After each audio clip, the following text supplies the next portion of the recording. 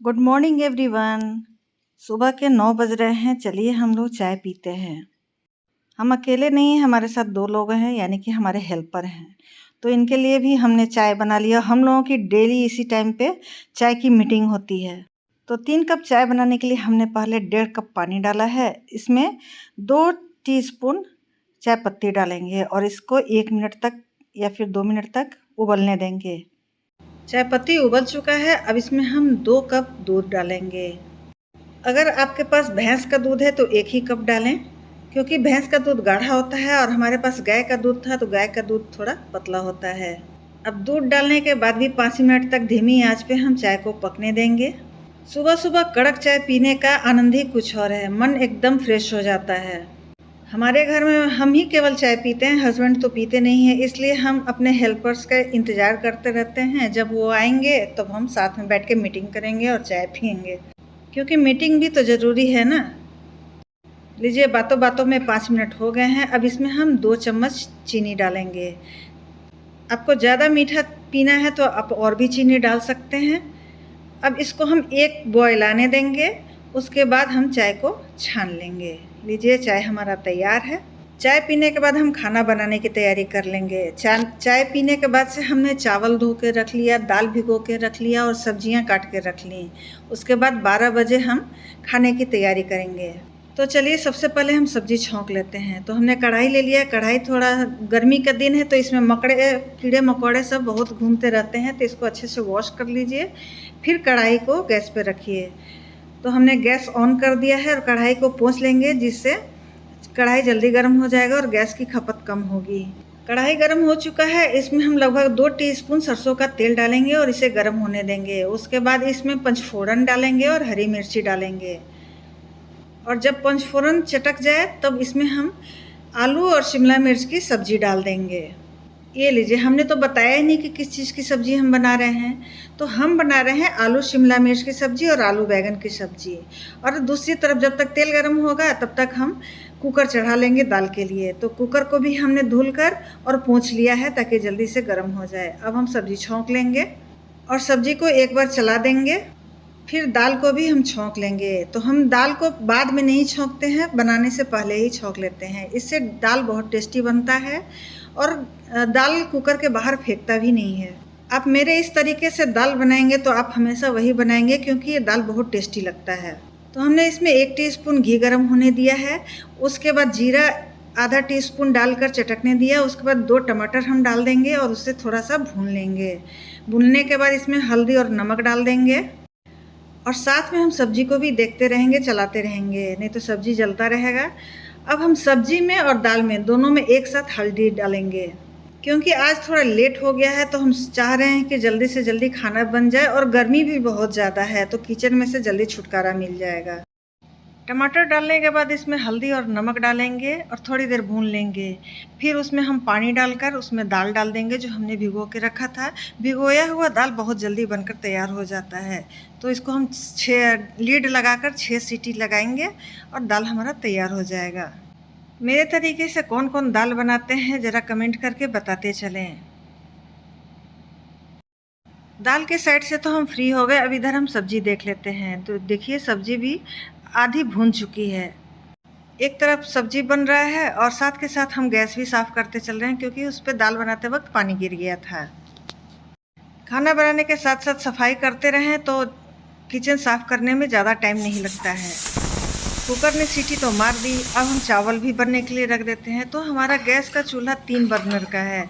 तो 2 पे दाल और सब्जी बन रही है और तीसरे पर हम चावल चढ़ा लेंगे, इसलिए हमारा खाना जल्दी बनकर तैयार हो जाता है।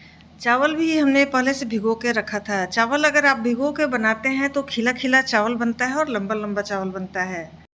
चावल भी चढ़ गया है। अब हम सब्जी को फिर से देख लेते हैं। अब आलू थोड़ा मोटा कट गया है। तो शिमला मिर्च आलू की सब्ज़ी में टाइम लग रहा है। वैसे शिमला मिर्च आलू की सब्ज़ी बहुत जल्दी बन जाती है। गैस के फ्लेम को हम लो कर देंगे और उस पर धीरे धीरे सब्जी को पकने देंगे। तब तक हम और भी काम कर लेंगे। खाना बनाते वक्त भी बहुत सारा काम हो सकता है। हम टाइम को क्यों वेस्ट करें? हमने बहुत टाइम वेस्ट कर लिया है, अब टाइम वेस्ट नहीं करना है। दाल बन चुका है। अब हम कुकर को हटाकर अलग रख देंगे ठंडा होने के लिए, प्रेशर रिलीज होने के लिए। तब तक हम सब्जी को पानी में से छान के रख लेंगे। जब तक कुकर ठंडा होता है तब तक हम फल काट कर खा लें, क्योंकि हमें बहुत ज़ोरों की भूख लग गई है। तो हम अपना फेवरेट फ्रूट लाके, देखिए कैसा कौन सा फ्रूट है, ये हम लाकर खाएंगे।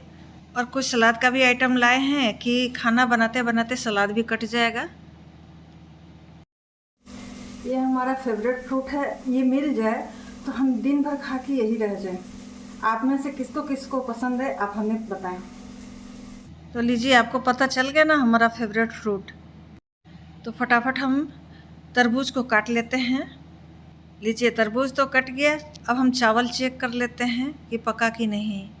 चावल में अभी पानी बाकी है, इसे हम छोड़ देते हैं मीडियम फ्लेम पे, लो फ्लेम पे।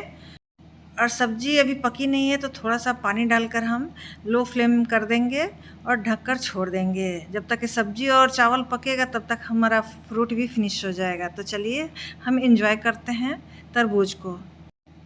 तरबूज खाकर हाथ मुंह धोकर हम फिर वापस आएंगे। तब तक आप लोग हम मेरे किचन का ध्यान रखें। चलिए, हम तरबूज खाकर भी आ गए, हमारी सब्जी भी पक गई और चावल भी पक गया। अब हम कुकर खोलकर दाल को एक डोंगे में पलट देंगे और उसी कुकर में हम बैगन की सब्जी बनाएंगे। और आप देखिएगा कि बैगन की सब्जी 5 मिनट में कैसे बनकर तैयार हो जाती है, वो भी मसाले वाली और कम तेल में। सो हमने दाल वाले कुकर को खंगाल लिया है और उसमें आलू और बैगन डाल दिया। अब इस सब्जी में हम 1 टीस्पून सांभर मसाला डाल देंगे। इस मसाले को डालने से सब्जी का टेस्ट बहुत अच्छा आता है। 1/4 टीस्पून हल्दी डालेंगे और स्वादानुसार नमक डालेंगे। उसके बाद 2 टमाटर काट कर डाल देंगे और कुकर का लीड बनकर मात्र 2 सीटी लगा देंगे। बस उसके बाद सब्जी तैयार है। और जब तक कुकर सीटी मारेगा तब तक हम सलाद काट लेंगे। तो इसके लिए हमने खीरा छिलकर काट लिया और टमाटर भी काट लिया है। इस तरह से पहले से तैयारी करके रखने से हमारा काम जल्दी निपट जाता है।